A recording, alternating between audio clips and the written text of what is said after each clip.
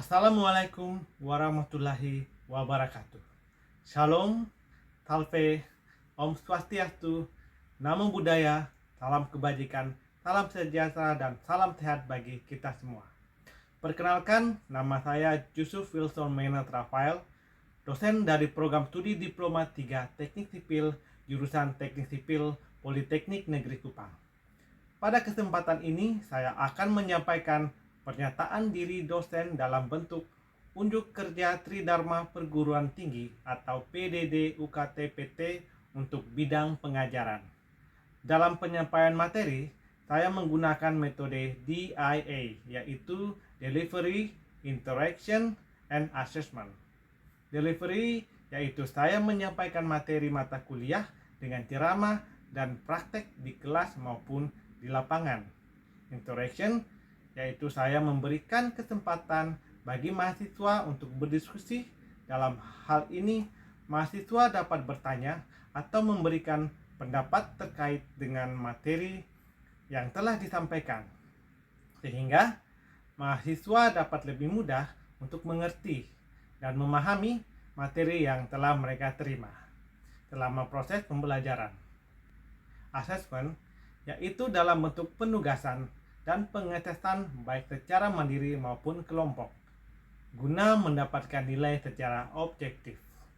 Saya akan menjelaskan salah satu mata kuliah yang saya ampuh, yaitu mata kuliah Aplikasi Perencanaan Struktur Bangunan Gedung. Mata kuliah ini merupakan mata kuliah wajib yang masuk dalam rumpun mata kuliah keahlian berkarya dengan kode mata kuliah MKB 6269 yang didapatkan oleh mahasiswa semester 6 program studi D3 Teknik Sipil dengan bobot SKS sebesar 3 SKS, yaitu 1 SKS teori dan 2 SKS praktek. Tujuan mata kuliah ini adalah menghasilkan lulusan yang langsung bisa bekerja di masyarakat baik secara global maupun regional, yaitu sebagai eksekutor, surveyor, maupun sebagai supervisor dalam konstruksi bangunan gedung. Mata kuliah ini menjelaskan dan mengenalkan pemanfaatan aplikasi perencanaan struktur bangunan gedung berbasis komputer untuk menyelesaikan permasalahan mekanika struktur bangunan gedung yang dimulai dari pemodelan struktur, input data, analisis data, sampai pada pembacaan dan mengolah hasil analisis yang diperoleh. Aplikasi yang digunakan dalam mata kuliah ini adalah struktur analisis program atau disebut SAP 2000. Dengan penggunaan aplikasi berbasis komputer, menjadikan mata kuliah ini menjawab kebutuhan akan penerapan teknologi di bidang konstruksi, khususnya dalam melakukan perencanaan struktur bangunan gedung. Walaupun demikian, peran manusia sebagai pengambil keputusan akhir tetaplah penting, karena pemanfaatan teknologi tanpa disertai pemahaman yang benar akan berdampak pada hasil produk. Adapun tujuan pembelajaran atau kemampuan akhir yang diharapkan diperoleh mahasiswa setelah mengikuti mata kuliah Aplikasi Perencanaan Konstruksi Bangunan Gedung, yaitu: pertama, mahasiswa dapat menerangkan dan menjelaskan aplikasi perencanaan struktur bangunan gedung berbasis komputer, yaitu dengan SAP 2000. Dilihat dari segi sejarah, menu-menu pada aplikasi, serta dapat mengidentifikasi dasar-dasar dari penggunaan aplikasi tersebut. Yang kedua, mahasiswa dapat membuat dan merancang pemodelan struktur, input data analisis, data material, data penampang, kemudian menganalisis pembebanan berupa beban terpusat, beban merata, beban kombinasi, menganalisis mekanika struktur, serta dapat menyimpulkan hasil luaran atau output berupa reaksi perletakan, gaya dalam momen, normal, lintang, refleksi, deformasi struktur dalam bentuk tabel. Pada struktur meliputi balok tumpuan sederhana, kuda-kuda truss 2 dimensi, gable frame 2 dimensi, portal beton 2 dimensi, plat beton 2 dimensi, frame beton 3 dimensi, frame baja 3 dimensi, dan dinding atau shear wall. Di awal perkuliahan, sistem pembelajaran dijelaskan melalui rencana pembelajaran semester atau RPS yang berisi tentang deskripsi mata kuliah, capaian pembelajaran lulusan, tujuan pembelajaran, bahan kajian, cara pembelajaran, rencana dan materi di setiap pertemuan, indikator penilaian, serta referensi yang digunakan untuk mendukung mata kuliah. Selanjutnya, untuk memperkuat RPS yang telah dibuat, kemudian disiapkan kontrak kuliah yang berisi kesepakatan antara dosen dan mahasiswa terkait hak dan kewajiban dosen dan mahasiswa, tata tertib selama perkuliahan, strategi perkuliahan, referensi yang digunakan, serta standar penilaian sesuai dengan RPS yang telah disampaikan. Kontrak kuliah ditandatangani oleh dosen dan mahasiswa yang diwakili oleh ketua atau wakil kelas dengan mengetahui kepala program studi dan ketua jurusan, yang mana salinan kontrak kuliah tersebut dipegang oleh dosen dan mahasiswa. Model pembelajaran yang diberlakukan saat ini di Politeknik Negeri Kupang setelah pandemi COVID-19 adalah 100% tatap muka, yang artinya seluruh penyampaian materi dilakukan dengan interaksi langsung antara dosen dan mahasiswa. Pembelajaran pada mata kuliah aplikasi perencanaan struktur bangunan gedung terdiri dari 16 kali pertemuan, yaitu 14 kali tatap muka dan proses pembelajaran, 1 kali ujian tengah semester, dan 1 kali ujian akhir semester. Selama 14 kali pertemuan terdapat 9 materi utama yang dibahas, yaitu pertama, dasar-dasar perencanaan struktur bangunan gedung menggunakan aplikasi SAP 2000. Yang kedua, analisis balok tumpuan sederhana. Yang ketiga, analisis kuda-kuda teras 2 dimensi. Yang keempat, analisis gable frame 2 dimensi. Yang kelima, analisis portal beton 2 dimensi. Yang keenam, analisis struktur plat meliputi membran dan diafragma. Yang ketujuh, analisis frame beton 3 dimensi. Yang kedelapan, analisis frame baja 3 dimensi, dan yang kesembilan, analisis dinding beton atau shear wall. Pada materi pertama, proses pembelajaran dilakukan di ruangan kelas, sedangkan untuk 8 materi lainnya, proses pembelajaran dilakukan di ruangan laboratorium komputer dengan menerapkan Project Based Learning atau PBL. PBL yang saya gunakan di sini adalah memberikan contoh kasus sesuai kondisi real di lapangan untuk dipelajari, dan selanjutnya setiap mahasiswa diberikan proyek berbeda sesuai dengan topik yang dibahas.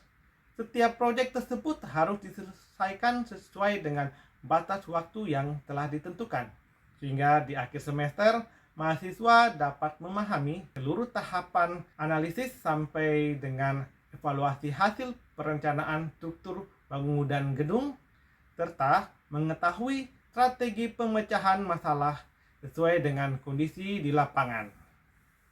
Dengan demikian, lulusan mata kuliah ini sudah siap untuk menerapkan ilmunya di dunia usaha, dunia industri, dan dunia kerja.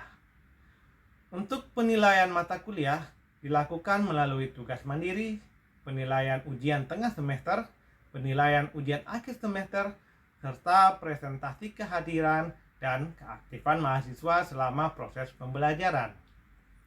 Adapun bobot penilaian yang saya berikan yaitu untuk tugas terstruktur atau tugas mandiri sebesar 20%, untuk ujian tengah semester sebesar 30%, untuk ujian akhir semester sebesar 40%, dan kehadiran sebesar 10%.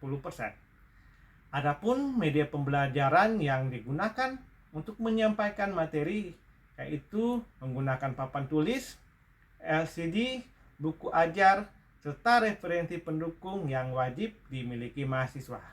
Dalam penyampaian materi pembelajaran, saya juga berbagi pengalaman saya dulu sebagai praktisi di dunia jasa konstruksi untuk memotivasi dan meningkatkan rasa keinginan tahuan mahasiswa terhadap setiap materi yang disampaikan. Selain itu, sistem PBL yang saya terapkan dapat meningkatkan pemahaman dan keahlian mahasiswa dalam menyelesaikan permasalahan perencanaan struktur bangunan gedung menggunakan aplikasi berbasis komputer, yaitu SAP 2000. Selanjutnya, saya akan menampilkan video pembelajaran saya untuk mata kuliah aplikasi perencanaan struktur bangunan gedung dengan materi pertemuan analisis frame beton 3 dimensi. Selamat pagi semua. Selamat pagi, Pak. Saya harap semua tetap sehat. Hari ini kita akan lanjut ke pertemuan ke-10, yaitu perencanaan struktur bangunan gedung menggunakan program SAP 2000, yang mana tujuan kasus di sini adalah bangunan kos. Ya, yang mungkin bisa kita lihat di depan ini. Tapi sebelum kita mengawali kuliah ini, marilah salah satu saya minta Anissa untuk pimpin kita dalam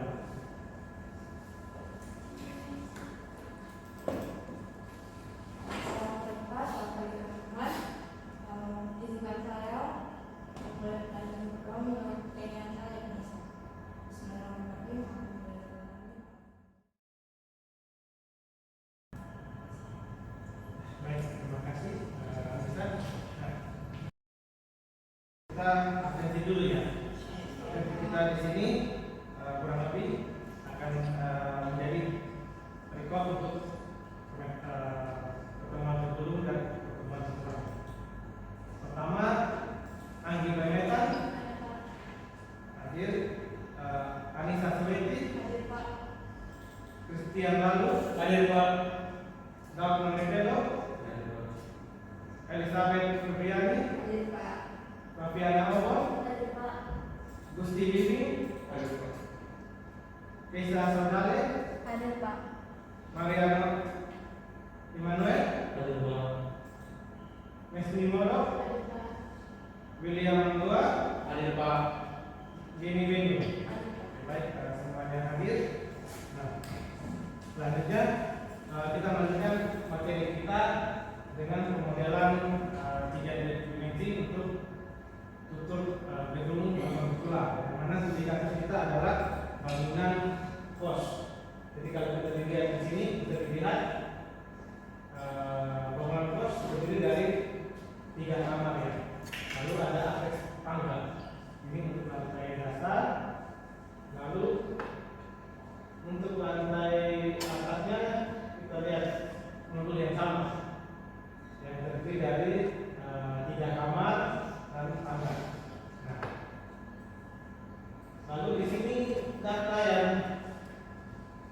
kita butuhkan dalam pemodelan adalah data dimensi dari setiap komponen struktur.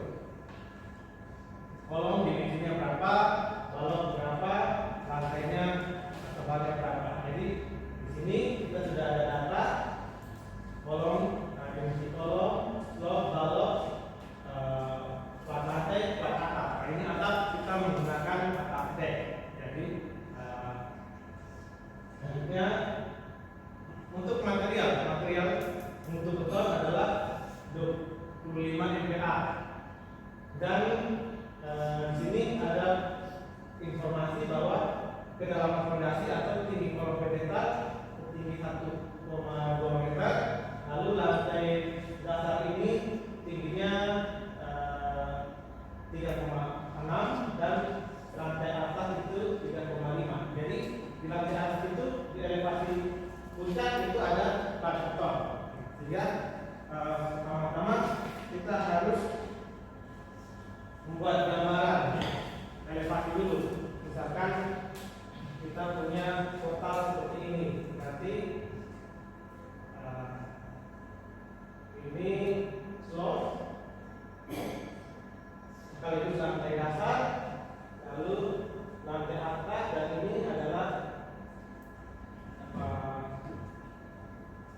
balok atasnya. Ini elevasinya kita bisa keluarkan. Kalau dalam penggambaran di dalam SAP kita mulai dari 0, sehingga dasar fondasi kita berikan elevasi 00. Lalu selanjutnya di lantai, kalau kita kembali ke gambar, ini elevasi 00 dengan data tinggi pedestalnya 1,2. Berarti dari slot ke dasar fondasi di sini elevasi 1,2 meter. Nah, lalu dari lantai dasar atau slot ke lantai atas adalah setinggi 3,6. Berarti 1,2 ditambah 3,6 4,8. Berapa? 4,8. 4,8. Nah, lalu paling puncak atap adalah tingginya 3,5. Tinggal kita jumlahkan. 4,8 ditambah 3,5 8,3. Nah, ini berarti kita sudah punya data sumbu Z. Nah, sumbu X bagaimana? Untuk sumbu X bisa kita ambil. Nah, untuk mempermudah dalam penggambaran model, kita harus sebisa mungkin mengikuti Dena supaya ketika kita mau memotong kembali gambar tidak terjadi kesulitan sendiri. Sehingga sumbu X adalah A1, 2, 3, 4, 5. Sumbu Y adalah 4, A dan B. Otomatis tepi kiri depan ini menjadi titik awal 00 untuk sumbu X, Y. Tinggal kita tambahkan saja. Titik kedua berarti tambahkan 3, 4,5 dan sampai ke A5 dan seterusnya untuk sumbu Y. Nah, oke. Nah, berarti kalian sudah tampil atau terbuka aplikasi SAP. Nah, saya mau tanya, ketika kita memulai atau mengawali pemodelan menggunakan SAP, apa yang harus kita perhatikan pertama kali? Ada yang bisa? Silakan Pak Diana. Saya pertama yang kita lakukan itu menentukan satuan. Benar. Kita harus menentukan satuan. Kenapa? Karena kalau kita salah menentukan satuan dan kita lupa dalam pendaftaran, ini akan berakibat fatal untuk langkah-langkah selanjutnya. Oke, jadi pertama kita semua di dalam komputer kalian kita rubah, kita gunakan supaya mudah dan sesuai dengan pendaftaran, kita gunakan satuan kilogram meter. Oke, masing-masing bisa merubah ke kilogram meter Celsius. Ini akan nampak di sini. Untuk pemodelan kita akan menggunakan new model. Nah, new model ini model mana yang kita pilih? Ada yang bisa? Ya, silakan diri. Oh ya, benar. Kita memilih 3D frame karena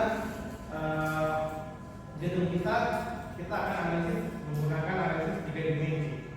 Oke, mari kita pilih gedung atau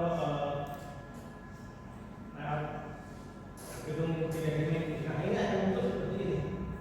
Nah, kalau kita kembali, kita akan melihat bahwa untuk sumbu X ini terdapat 1, 2, 3, 4 ruas, sedangkan sumbu Y 2 ruas, 1, 2.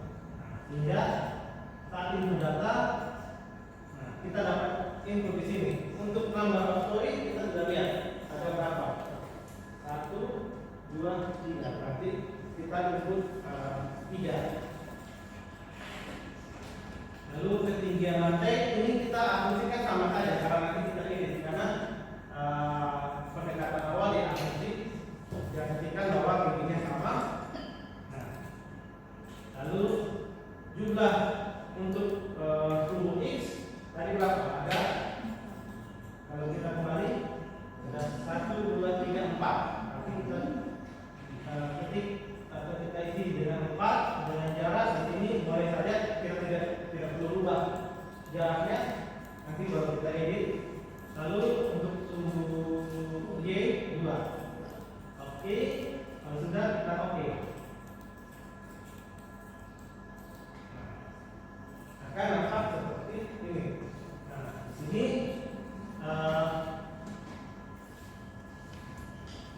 setelah kita membuat model, langkah apa yang harus kita akan sekarang lakukan setelah kita membuat model seperti ini? Setelah modelnya jadi, ada yang tahu? Ya, silakan diri. Ya. Oh ya, oke. Nah, kita nanti akan model sementara ada, kita akan mulai mendefinisikan penampang. Ya, penampang yang akan kita definisikan materialnya seperti apa dan seterusnya. Tapi ini model pendekatan, sehingga kita perlu melakukan editing model. Nah, editing model di sini kita klik double saja pada bidang ini, kita klik double akan muncul tampilan seperti ini, seperti pada pertemuan sebelumnya. Nah, di sini akan muncul kotak dialog define system data. Nah, kalau beton, nah siapa yang tahu berat jenis beton bertulang berapa nilainya? Oke, silakan Kak Andi. Ya, jadi beton itu berat jenisnya dalam satuan isi, berarti kilogram per meter pangkat 3 atau meter kubik 3. Langkahnya kita pilih layar sebelah kanan, lalu kita dalam tampilan J kita turun ke level Z0. Level Z0 di sini kita akan memberi teknik peletakannya berupa tumpuan jepit. Dengan cara kita select saja, kita select ini semua titik, nanti akan muncul titik-titik di mana kolom yang itu berada. Lalu kita pilih align, join, restrain, kita pilih, ya kita pilih pilihan fix atau kaku. Oke. Nah, ini nampak di bagian data dari kolom mulai atau muncul peletakannya adalah jepit.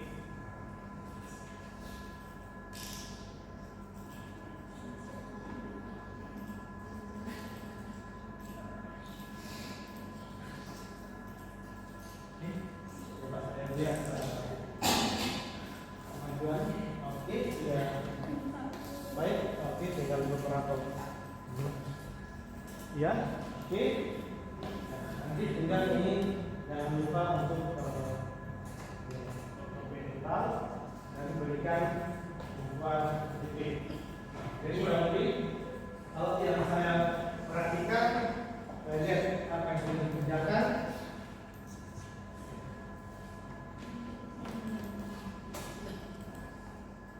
Kurang lebih semua bisa memahami apa-apanya.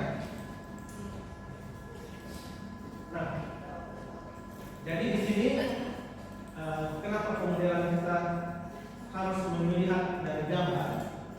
Karena kita akan memodelkan suatu struktur itu harus sesuai dengan yang digambar. Jadi dengan demikian, patokan kita membuat model dalam SAP 2000 harus sama dengan yang digambar. Jadi di gambar tadi kurang lebih jalur slope-nya menghubungkan antara kolom, lalu di lantai atasnya karena kita memiliki balkon, nanti walau kita buat ganti level. Jadi coba gambar umum. Nah, kurang lebih sama ya. Jadi yang direncanakan dalam bentuk gambar kerja atau gambar rencana dengan model kita itu harus sebisa mungkin sama, karena hasil analisis akan mengeluarkan gaya dalam yang tidak akan kita hitung kebutuhan ulangannya seperti apa. Apakah image yang kita pilih sudah sesuai ataukah belum optimal atau harus diubah menjadi lebih besar dan seterusnya. Jadi pemodelan ini adalah pendekatan bagaimana kita melakukan analisis itu terhadap satu konstruksi. Nah,